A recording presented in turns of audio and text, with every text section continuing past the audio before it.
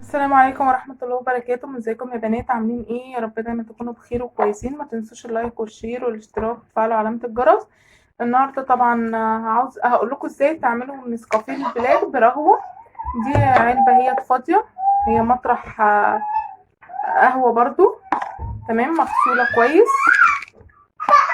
هقول لكم هنعمل فيها ايه، بس لازم تكون بغطا. حطينا في العلبة معلقة نسكافيه بلاك كبيرة اهو زي ما كده، وهنحط عليهم معلقتين سكر. يعني انت تشوفي بقى، تحبي تقيل هتزودي النسكافيه البلاك، بتحبيه مظبوط هتحطي معلقة نسكافيه بلاك بس واحدة. السكر نفس الموضوع، لو بتحبيه زيادة هتحطي السكر اللي انت عاوزاه، بتحبيه قليل هتحطي برضو السكر اللي انت عاوزاه. هحط معلقتين سكر وارجع لكم تاني. هنا حطينا السكر، هنحط بقى عليها مية ساقعة ساقعة ساقعة.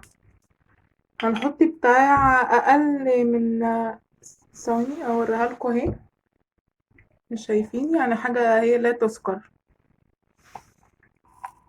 وتغطي العلبه وترجيها لمده 5 دقايق كام ثانيه كده